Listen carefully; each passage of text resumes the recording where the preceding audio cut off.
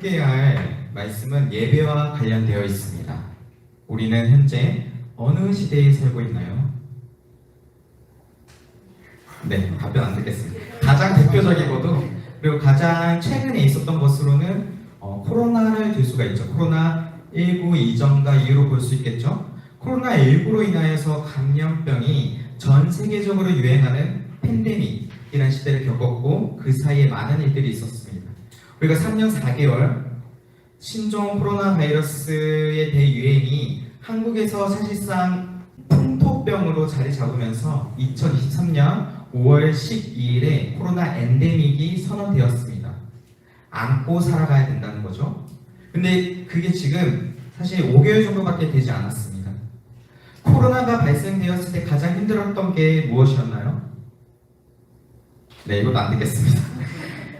코로나로 인하여서 사상자도 많았고 비대면으로 사람들과의 접촉이 최소화되면서 사람을 만나는 게 어려웠습니다. 모임은 말할 것도 없죠. 그러다 보니 안 그래도 빠르게 변화하는 시대가 예상하지 못하는 모습으로 변화하게 되었습니다. 오프라인이 극심한 제한을 받다 보니까 자연스럽게 온라인이 발달하게 되었고 이전엔 신경도 쓰지 않았던 사람들이 온라인이라는 세계에 발을 들여놓고 유입이 되었습니다. 2020년에 코로나 팬데믹을 맞이하면서 우리는 뉴노멀이라는 새로운 시대를 시작하게 되었습니다. 새로운 일상이 시작되었죠. 이런 새로운 일상에는 새로운 접근과 실천이 요구됩니다. 기독교 역시 동일한 새로움을 겪게 되었고 특히나 예배에 있어서도 그랬습니다. 우리가 1960년 이후로부터 지금 팬데믹 전까지는 예배에 변화하는 문화를 어떻게 반영할까 혹은 전통을 어떻게 회복시킬까 하는 접근을 의도적으로 해왔습니다. 그러나 지금은 교회 밖에서 주어진 불가피한 상황, 즉 외적 요인으로 인한 새로운 일상에 불안과 불확실성에 대한 염려를 가중하게 되었습니다. 그래서 선택지로는 비대면만 제시되었던 상황에서 온라인 모임이 두드러졌고 사람들은 거기에 익숙해져 갔습니다. 그리고 현재 엔데믹이 선언됐음에도 지금도 온라인으로만 참여하는 사람들이 적지 않습니다. 앞서 우리는 어느 시대에 살아가냐고 질문하였습니다. 또 어떤 시대에 살고 있나요? 우리는? 네. 예배를 살펴보자면 생각보다 우리는 오랫동안 예배에 있어서 설교와 음악, 찬양 중심의 예배로 흘러갔습니다. 특히나 코로나19가 발발했을 때 이는 더욱 부각되었습니다. 무의식적으로 어려우니까 설교 메시지만 들으면 이것이 예배다라고 생각하게 된 것입니다. 이것은 설교를 무시하는 것이 아닙니다. 예배에 있어서 설교의 중심성은 여전히 중요하지만 공교회가 설교만 듣기 위해서 오는 것은 아닙니다. 설교 참여뿐만 아니라 기도하는 것, 함께 고백하는 것, 그리고 찬양과 또 다른 공동체의 경험을 통하여서 그 중요성을 드러나게 됩니다. 그런데 이러한 것들을 축소시키니 플로팅 크리스천, 떠도는 그리스도인들이 메시지만 들으면 나는 예배한다라는 생각을 갖게 되는 것입니다. 이것이 더 심해지면 우리는 교회의 공동체성, 그리고 세례와 성찬인 성만찬, 그리고 신앙교육, 성도의 교제, 그리고 치리, 헌금 등 중요한 신앙생활의 대표적인 가치들에서 많은 혼란이 될 것으로 예상됩니다. 예배는 단순히 잘 준비되어진 찬양과 또 강력한 메시지만 있으면 되는 것이 아니고요. 이런 생각에서 나아가서 우리는 공예배를 통하여서 하나님의 영광과 그리고 동시에 신앙과 삶의 형성으로 나아가야 됩니다. 오늘 본문을 보면 사마리아 수가라는 동네에 사는 그 여인이 예수님께 나와서 이렇게 얘기를 합니다. 우리가 어느 장소에서 예배를 드려야 하나님께서는 기쁘시게 예배를 받으십니까? 이렇게 질문합니다. 왜 물었을까요? 사마리아 여인은 예수님을 선지자로 인식을 하였는데 그때 당시에 선지자의 역할이 백성들의 죄를 지적을 하고 동시에 하나님을 올바르게 섬기는 방법을 제시하는 거였습니다. 당시 유대인과 사마리아인 사이에는 예배 장소에 대한 문제로 인해서 종교적 갈등을 맺고 있었습니다. 유대인들은요, 예배를 어디서 드려야 하나님께서 기쁘게 받으시느냐라고 생각을 했냐면 예루살렘에서 예배를 드려야 하나님께서 예배를 받으신다고 생각을 했습니다. 반면에 사마리아인들은 약속의 땅에 들어갔을 때 모세가 제일 먼저 제단을 세우고 희생을 드린 곳인 그린심 산에서 예배를 드려야 하나님께서 예배를 받으신다고 생각을 해왔습니다. 이런 유대인과 사마리아 간의 논쟁은 수백 년 동안에 계속되는 논쟁 중에 하나였습니다. 그런데 오늘 예수님께서는 그 답변을 우리에게도 해주고 계시는데요. 예수님께서 뭐라고 말씀하시냐면 장소에 구애받는 예배는 끝났다라고 얘기를 하십니다.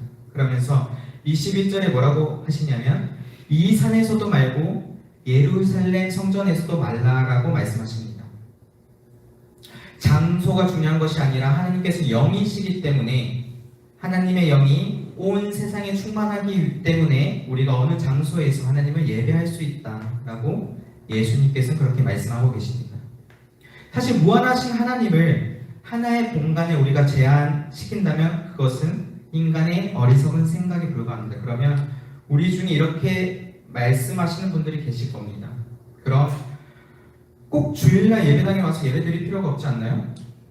하나님은 어디에나 계시니까 주일날 굳이 와서 예배할 필요가 있나요? 가정에서 드려도 되고 인터넷으로 드려도 되고 놀러 가서도 예배만 드리면 되지 않나요? 라고 질문을 할 수 있습니다. 놀랍게도 자신을 소개할 때에 그리스도인이라고 하면서도 주일에 교회에 가지 않고 있는 분들이 우리 주변에 생각보다 굉장히 많습니다. 꼭 교회 가서 예배를 드릴 필요가 있습니까? 그래서 산으로 바다로 놀러 가면서 거기서도 예배하는 마음만 갖고 있으면 이게 예배가 아니겠습니까? 라고 말하는 분들이 굉장히 많아졌다는 것입니다.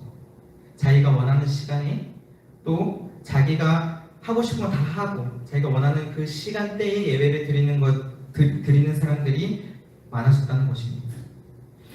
역사적으로 기독교 공동체는 공동 예배를 통하여서 공동 예배를 위하여서 정해진 시간에 또 구체적인 장소에서 함께 모였다 일상으로 돌아가는 순환적 리듬을 유지하고 발전시켜 왔습니다. 그러나 이러한 예배 참여와 경험의 패러다임에 변화가 생겼는데요. 특별히 새로운 일상에서의 예배의 개념들이 엄청나게 변화되었습니다.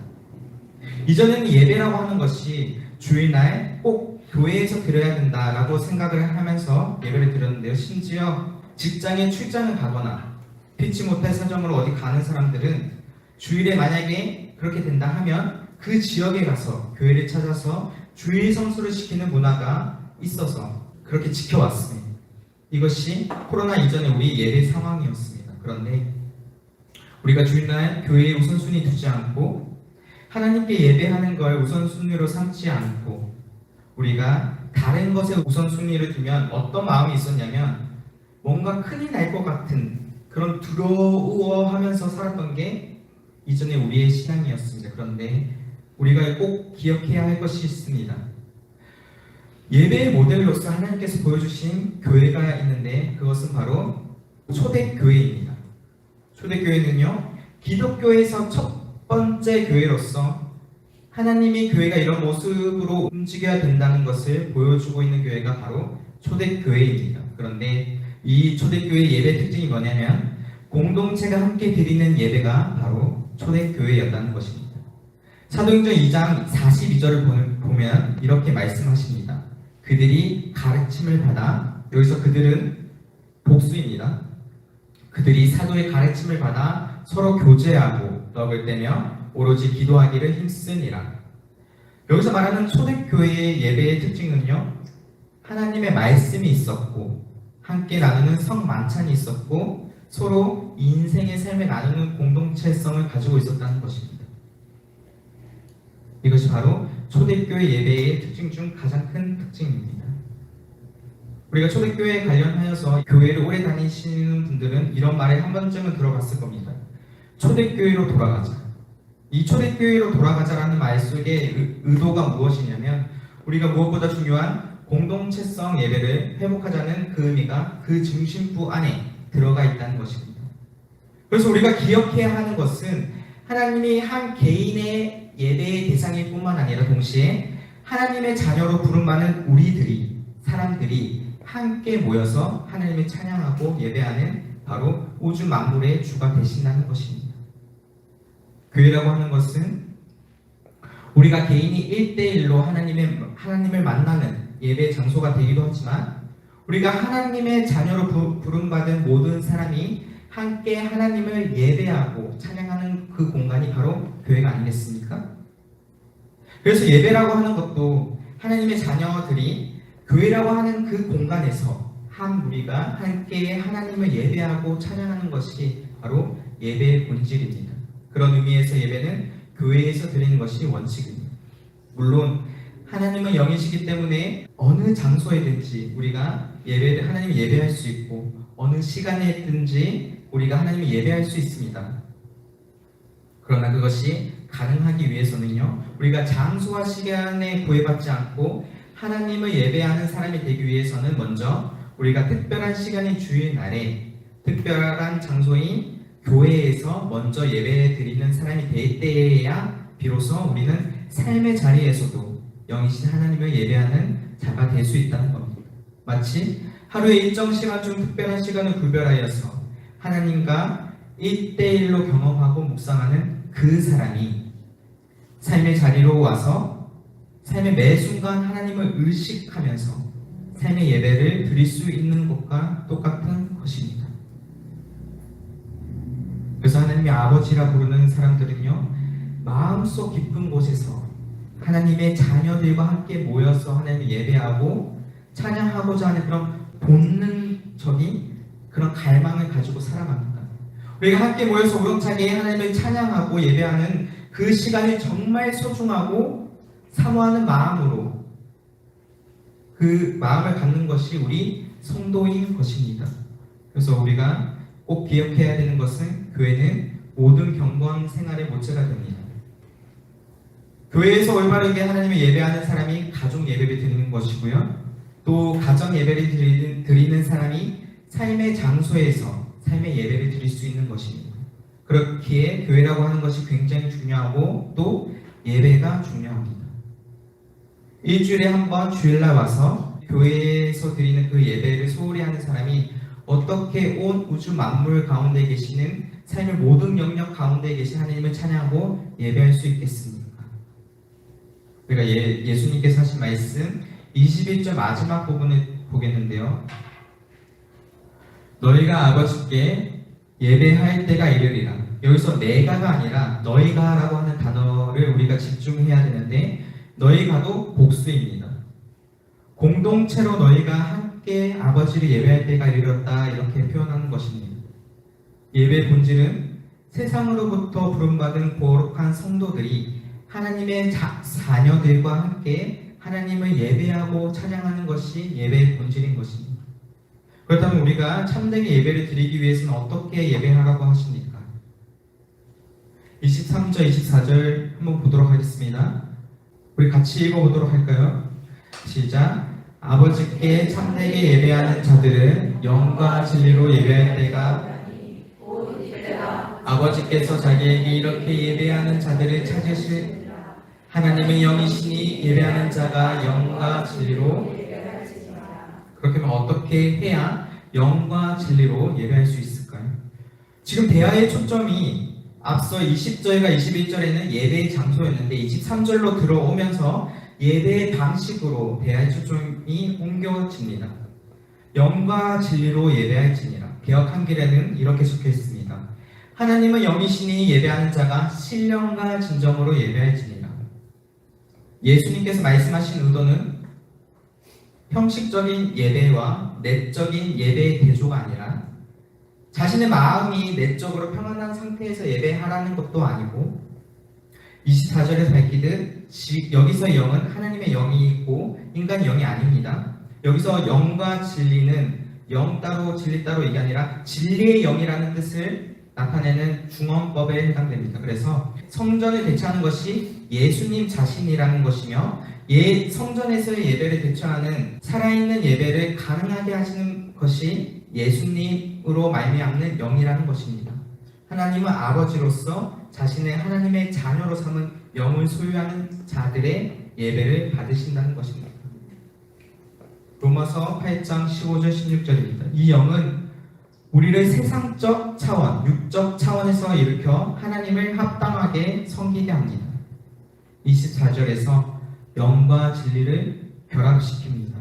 요한복음 17장 17절에서 19절에서는 이 진리가 우리를 거룩하게 하는 대행자라고 합니다. 즉 진리는 우리로 하여금 하나님을 합당하게 섬기도록 합니다. 다시 말하여서 예수님은 우리를 하나님의 진리를 드러낸다는 점에서 진리이시며 우리를 진리로 인도하시는 진리의 영이시라는 것입니다. 하나님께 예배하는 자는 진리의 영으로 인도되어서 오직 영이신 하나님과의 영적인 교제 가운데에서 예배해야 합니다. 그래서 예배자들은 하나님과 어떤 관계를 맺느냐가 되게 중요합니다. 예배에 대해서 좀 정리가 되셨나요? 사실 예배의 개념이 복잡합니다. 예배는 아무것도 아닌 것을 새로운 것을 만들어내는 것도 아니고요. 이미 고정된 무엇을 기계적으로 적용하는 과정도 아닙니다. 그렉 쉐어의 정의를 따르면 예배라는 것은 구체적인 시간과 장소에서 실천하는 의례로서의 예배를 얘기하고, 두 번째로 거룩한 희생으로 삶 전체에서 하나님께 내어드리는 반응으로서의 예배를 얘기합니다. 또한 하나님께 표현하는 찬양으로서의 예배를 이야기합니다. 이 사람도 예배를 세 가지로 정의를 내리고 있는 것입니다. 앤드류 맥고안의 정의는 하나님을 향한 반응으로서 우리가 먹고 세례받고 금식하고 기도하고 가르치거나 선포하는 여러 가지 실천에 대해서 얘기를 합니다. 데이비드 패티슨의 정의는요, 예배는 믿음과 감사 그리고 순종의 의미를 문화적 형태에 담아서 하나님께 표현하고, 구원을 허락하신 하나님께 특별한 방식으로 표현하는 봉사와 섬김의 행위이며 하나님의 계명을 따라 살아가는 방식으로 드러나는 경배이다. 코스탄트 체리의 정의는 그 그리스도의 제자로서 이루어진 지역교회와 삼위 하나님과의 정기적인 그리고 지속적인 모임, 만남인데, 이 만남을 통하여서 하나님께 영광을 돌리고 하나님의 백성으로서 정체성을 제시하며 또 이러한 하나님의 위대한 사역을 선포하고 경축하며 한 그리스도를 닮아가고 또 성령님의 가르침을 받아서 하나님의 나라의 목적에 부합한 삶을 살아가도록 하는 공동체의 협력과 헌신 행위입니다. 그렇다면 여러분들의 예배에 대한 정의는 어떻습니까?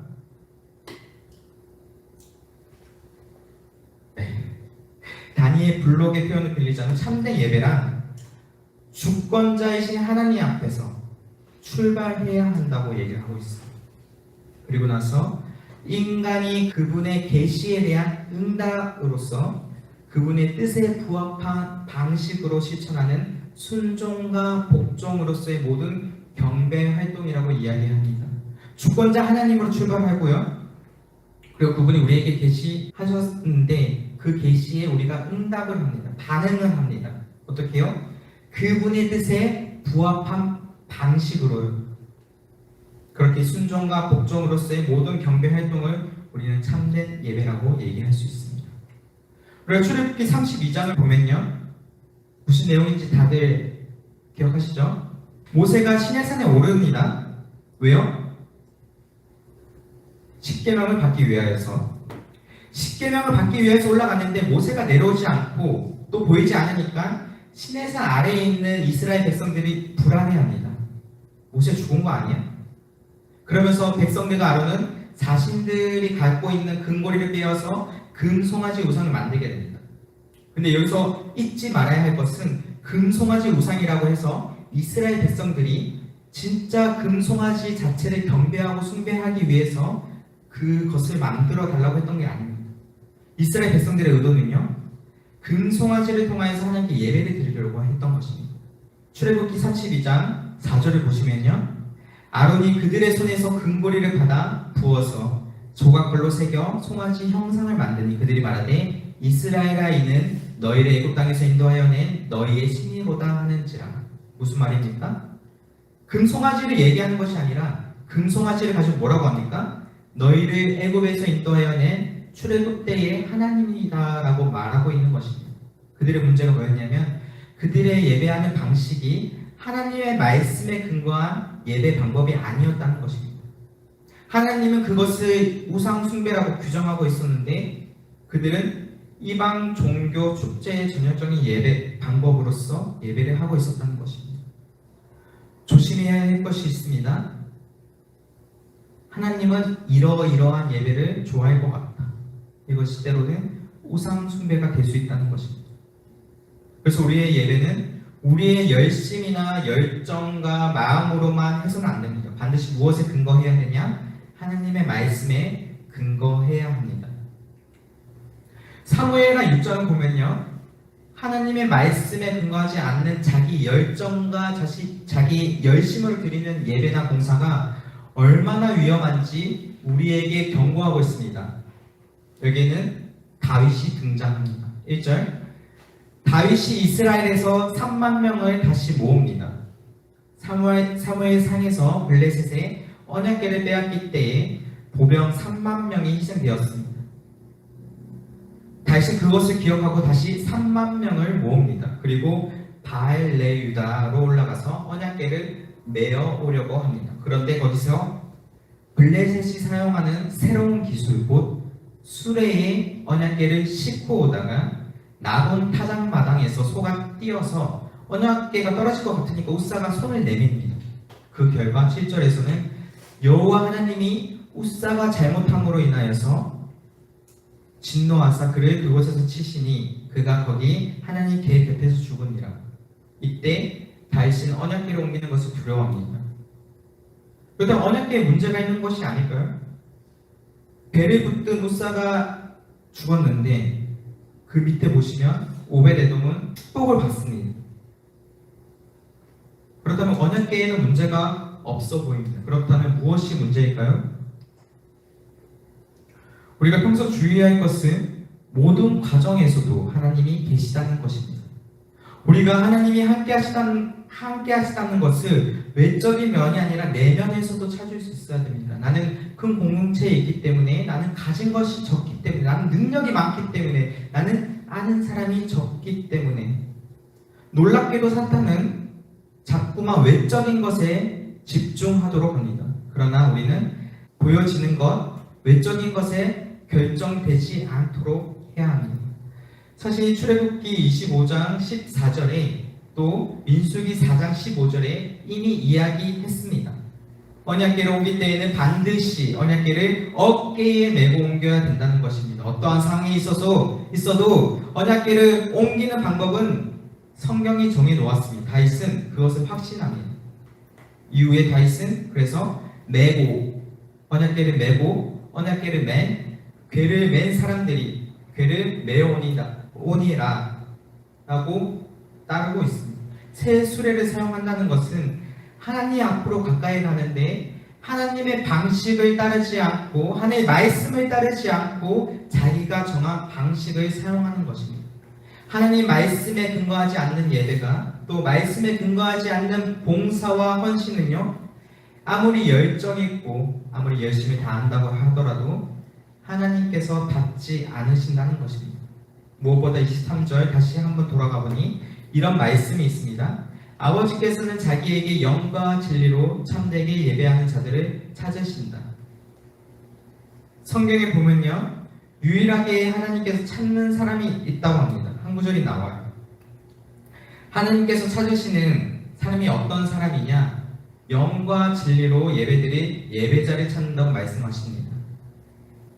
우리가 기억해야 할 것은 참된 예배는 주권자이신 하나님 앞에서 출발해야 하며, 인간은 그분에 대한 계시에 대한 응답으로서, 또 반응으로서, 또 그분의 뜻에 부합하는 방식으로 실천하는 순종과 복종으로서의 모든 경배 활동을 해야 한다는 것입니다. 그래서 태도로서의 예배로서 하나님의 경외, 두려워하고 그분의 길을 걸어야 되며, 사랑하고 섬기며 경건함과 두려움으로 하나님을 기쁘시게 예배해야 하며, 둘째로 몸 동작으로서의 예배로 엎드리거나 무릎을 꿇거나 손을 드는 그런 경배의 표현과 실천으로 예배해야 하고, 마지막으로 고정된 형태의 방식의 참여로서 정해진 시간과 정해진 장소에서 함께 드리는 의례로서의 예배를 해야 합니다. 더하여서 하나님 앞에 진심으로 목숨과 마음과 뜻과 힘을 다하여서 예배를 해야 됩니다. 그러한 예배하는 자들을 하나님께서는 찾으십니다. 여러분 지금 예배하고 있는데요, 어떠십니까?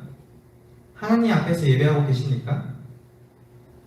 하나님은 참되게 예배하는 사람을 통하여서 하나님을 알게 하시고 하나님의 뜻을 바로 알게 하시고 더 나아가 하나님의 나라를 확장시키는 데에 사용하신다는 것입니다. 우리가 이 땅에서 하나님의 백성으로 부름을 받았습니다. 주님이 다시 오실 그날까지, 하나님께서 부르시는 그날까지 하나님께 정말 귀하게 중요하게 쓰임 받다가는 여러분과 제가 되기를 원합니다. 그러기 위해서는 우리가 어떤 사람이 되어야 된다고요?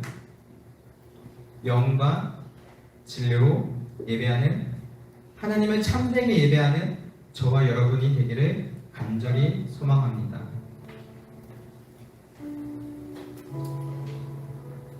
기도하시겠습니다.